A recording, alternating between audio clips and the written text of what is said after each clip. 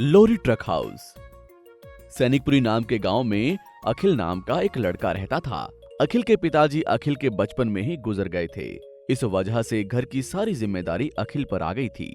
उनका घर बहुत पुराना था।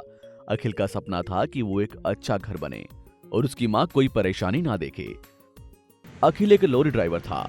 लॉरी ड्राइवर होने की वजह से वो हर रोज अलग अलग गांवों में जाया करता था। एक दिन, माँ, मैं शहर जा रहा हूँ लोड उतारने के लिए। 2 दिन तक वापस आऊंगा। तुम वक्त पर खाना खा लेना और अपना ख्याल रखना, ठीक है ना? ठीक है बेटा, तुम संभल कर जाना और ज्यादा स्पीड से मत चलाना। ठीक है माँ। ये कहकर वो अपनी लॉरी शहर की ओर निकालता है।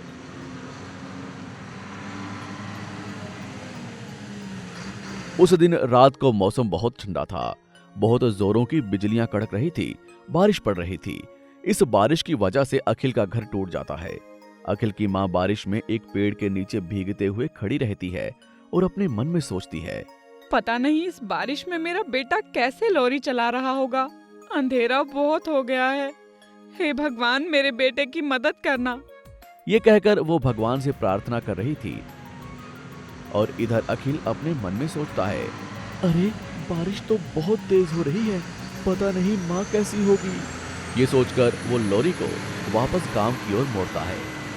अखिल वापस जाकर अपने टूटे घर को देखकर घबरा जाता है। माँ, माँ, माँ, तुम कहाँ हो? ये कहकर वो चिल्लाने लगता है। अखिल की आवाज सुनकर उसकी माँ, बेटा अखिल। ये कहकर वो अपने बेटे के पास भागी हुई आती है। अखिल अपनी माँ को देखकर एक लंबी सांस लेता है। माँ, तुम्हें कुछ हुआ तो नहीं ना? नहीं बेटा, मुझे कुछ नहीं हुआ। मेरी सारी परेशानी तुम्हारे लिए ही थी। मुझे पता है माँ, मुझे भी तुम्हारी चिंता खाई जा रही थी, इसीलिए तो मैं वापस आ गया। अरे अरे, काम को बीच में रोक कर ही आ गए क्या? काम तो रोज रहेगा ना माँ। वैसे मुझे लोड एक जगह से दूसरी जगह ले जाना ही पड़ता है। इस तरह से तुम्हारा एक ही जगह पर परेशान होने से अच्छा है लॉरी के पीछे ट्रक है, उसमें मैं 2 कमरे बनाता हूँ, एक तुम्हारे लिए और एक मेरे लिए। ये लॉरी ट्रक ही अब हमारा घर है, क्या कहती हो? ठीक है बेटा, मैं तुम्हारी देखभाल करते हुए तुम्हारे साथ ही रहूंगी। ठीक है माँ, चलो। वो लॉरी ट्रक में 2 कमरे बनाता है, एक उसकी माँ के लिए और एक उसके लिए। इस तरह माँ बेटा जहां भी जाते थे साथ में जाते थे और साथ आते थे, बिना किसी चिंता के। इससे अखिल का व्यापार बहुत अच्छे से चल रहा था। माँ भी उसके साथ थी। अखिल बहुत खुश था। ये कहानी हमें सिखाती है कि जहां चाह होती है वहां राह भी होती है।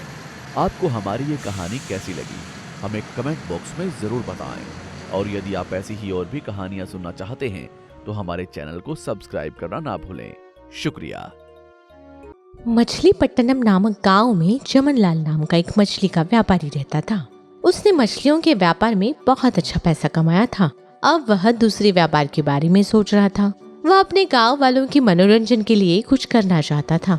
एक दिन ट्रेन को देखकर उसको एक आइडिया आती है। वह अपनी पत्नी रेखा से कहता है, ट्रेन मॉडल की तरह ही एक बड़ा फिश ट्रेन बनवाकर खेती में राउंड ट्रैक डलवाकर टिकट रखकर सबका मनोरंजन करना चाहता हूँ। कैसा लगा मेरा आइडिया? बहुत अच्छा है, लेकिन इस गांव में कौन आएगा? तुम्हें तो मालूम है मेरी आदत। अच्छा आइडिया आने पर उसके करने के बाद ही मुझे चैन मिलता है। हमारे गांव के लोगों के लिए वैसे भी कोई मनोरंजन का साधन है नहीं, तो मैं ये ट्रेन बनवाकर उनका मनोरंजन करना चाहता हूँ। मेरा मन कहता है कि मैं जरूर सफल रहूंगा। आप जरूर सफल होंगे। जल्दी से बिग फिश ट्रेन को बनवाइए। इस तरह चमनलाल पत्नी के कहने पर बिग फिश ट्रेन को बनवाना शुरू करता है। थोड़े ही समय में बिग फिश ट्रेन बनकर रेडी हो जाती है। यह देखने के लिए दूर दूर के गांव से लोग आते रहते हैं। इस तरह मछलीपट्टनम गांव का नाम पॉपुलर हो जाता है। बिग फिश ट्रेन में चमनलाल टिकट बुकिंग के लिए और आए हुए पर्यटकों को सलाह देने के लिए एक एम्प्लॉय जाफर को रखता है। जाफर की चोरी करने की आदत की वजह से वो पर्यटकों के पर्स चुराना शुरू करता है। इस बात के बारे में चमनलाल अपनी पत्नी से कहता है, पता नहीं कौन है जो चोरी कर रहा है। पर्यटकों में से कोई कर रहा है क्या? यहाँ तो जाफर अकेला ही है। उससे पूछा तो अच्छा नहीं लगेगा, लेकिन उस चोर को भी पकड़ना जरूरी है। रेखा, कुछ आइडिया तो दो। आपको जाफर पर सिर्फ शक है। अगर उससे हम पूछेंगे और अगर वो चोर नहीं हुआ तो उसे बहुत बुरा लगेगा। किसी को भी बिना उदास किए यह काम कीजिए।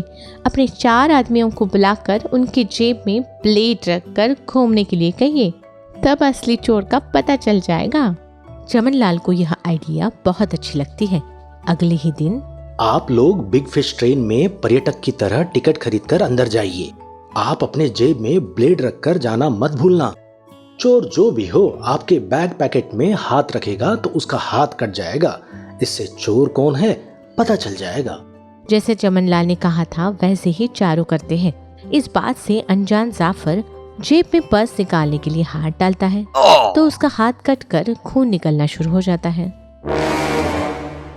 चमनलाल यह देखकर, क्यों रे जाफर, तुम्हारा दिमाग ठिकाने पर है? बेचारे पर्यटक यहाँ पर मनोरंजन करने आते हैं और तुम उनका पर्स चोरी करते हो।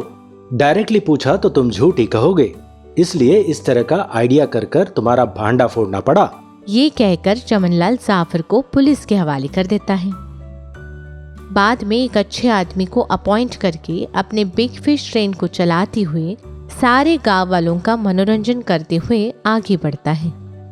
अगर आपको हमारी कहानी पसंद आई तो हमारे चैनल को लाइक और सब्सक्राइब जरूर कीजिएगा। धन्यवाद। लालची जाइंट एग ट्रक वाला।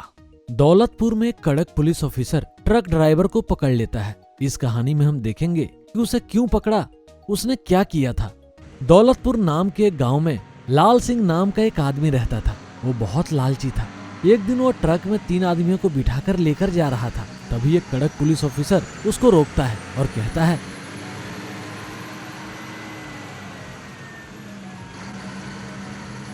ओए रोको रोको अपने ट्रक को। इन लोगों को ऐसे बाहर लेकर नहीं जाना। तुम्हें इसका फाइन भरना पड़ेगा, नहीं तो तुम्हारा ट्रक सीज करना होगा। क्या करना है तुम बोलो। माफ कीजिए सर, मैं अनजाने में इनको लेकर आया। अच्छा बेटा, अनजाने में? तो मैं भी ये ट्रक अनजाने में सीज करता हूँ। माफ कीजिए साहब, मैं इन सबको यहीं उतार देता हूँ। मुझे दवाइयों के बक्से जल्दी से अस्पताल में पहुँचाना है। अगली बार ऐसी गलती नहीं करूंगा सर, अभी छोड़ दो ना सर।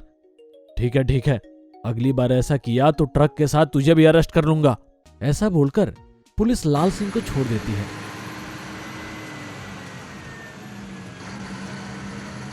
लेकिन वो सोचता है कि अगली बार कैसे लोगों को लेकर जाऊं जिस वजह से पकड़ा ना जाऊं।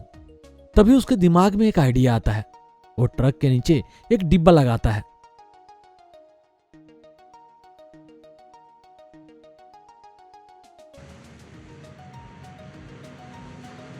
और उसमें लोगों को बिठाता है और फिर से उसी रास्ते से उन्हें लेकर निकल पड़ता है।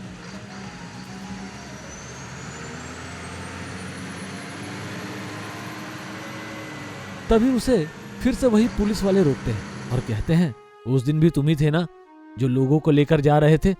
जी सर, वो मैं ही था, लेकिन अब मैं किसी को भी लेकर नहीं जाता। वो ऐसा बोलता ही है कि तभी किसी के खांसने की आवाज ट्रक के अंदर से आती है और पुलिस उसे सुन लेती है। पुलिस वाला कहता है, अरे कौन खांसा? कोई नहीं सर, मैं हूं सर, खांसी हो गई है सर, मैं हूं सर।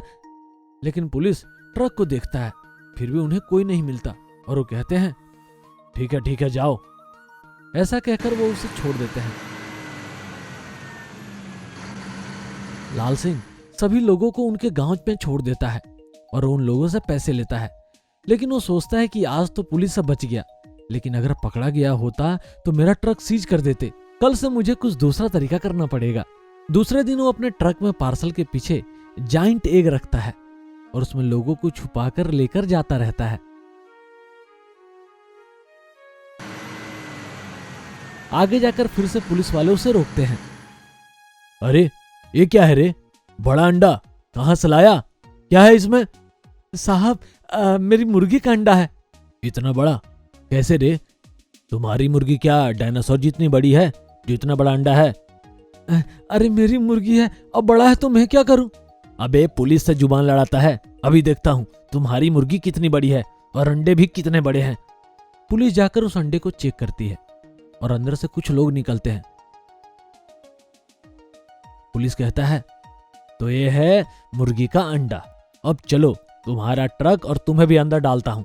उधर तुम्हारी मुर्गी अंडा भी देगी और पालने के लिए उधर तुम भी रहोगे। तो यह थी लाल सिंह की कहानी। पैसा कमाने के लिए लालच के अलग अलग तरीके से गुनाह करता है। अच्छी लगी ना कहानी? तो जल्दी से हमारी इस वीडियो को लाइक करें और शेयर करें, और ऐसी और कहानियाँ देखने के लिए हमारे चैनल को जल्दी से सब्सक्राइब करें।